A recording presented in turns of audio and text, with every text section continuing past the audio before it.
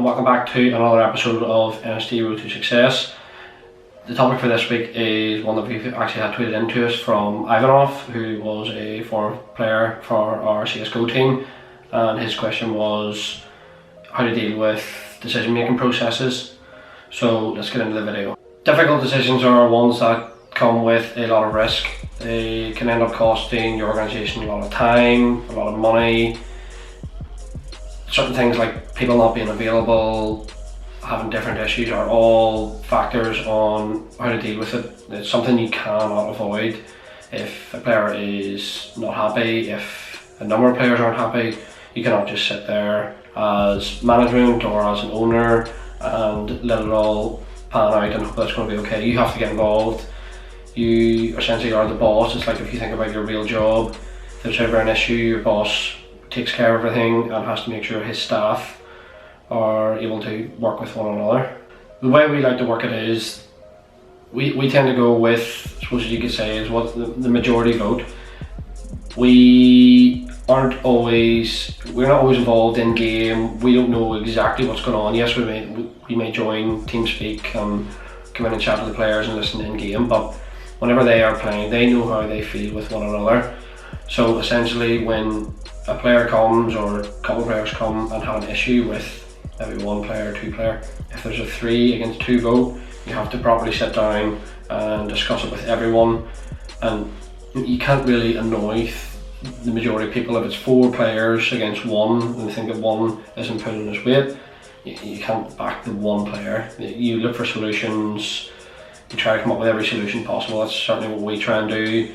We try to talk it over and make sure that we can come up with a solution. You may not always be able to, but you have to try something. You have to try. We try to work on loyalty. We try to work on people that actually deserve to have their spot. So, but if it's 4 people against 1, you have to go with the majority vote. These decisions have to be made at some stage. Everyone knows that, and they do become very difficult because you as an owner or a manager care about the organisation and you care about the players. That's what makes it difficult. You build a personal relationship with the players. It could be anything, it could be a streamer, YouTuber. It doesn't always have to be players, but specifically when we're just talking about players at this stage, that you build that relationship with them. It's very hard when X amount of players come to you and say this player isn't doing what he should be doing, and then when it comes to the only decision of that he has to be released, it's not nice. Of course, everyone knows it's not nice, but it's a decision that you are working hard for your organisation.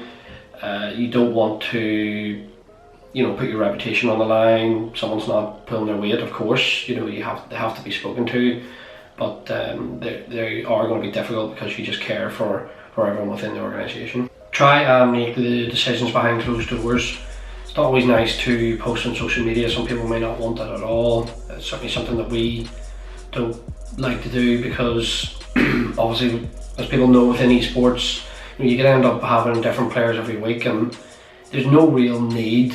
Not that a lot of people don't want to know, but there's no real need to be constantly telling people with this guy's left, this guy's released. There's no real need to do that. So to keep it behind closed doors. One thing we always try to do is keep it away from text or emails or Skype chats. Make sure it's a personal conversation. Some people can take a text completely the wrong way. It can take in our context and totally confused. Just make sure it's coming from your mouth. They can hear it. It's okay maybe to write it down after, but make sure that the actual decisions are made through voice chat. That's very, very, very important. Obviously, make sure whoever it's concerned about is available and present. Another thing we said about not talking behind closed doors and not talking behind other people's backs is a massive one. Always give people the opportunity to have their say. Sit back, listen to everyone, evaluate it whatever way you like, and then you can come up with your decision. At the end of the day, it is your decision. Certainly from my point of view as being an owner, that I ultimately have the end decision on what happens. So make sure, yes, it's okay to talk to players individually, bring them in and get their honest opinion, because some players will be more honest with you, and that's obviously what you want.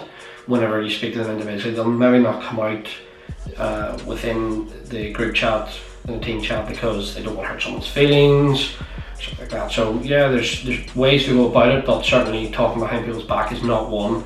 The decision has to be made clear cut for everyone. Everyone knows what's been said, and there's just nothing can be hidden. So that's going to do it for this episode of NSG Road to Success. We thank everyone, and especially Paul, for his tweet for this week's topic.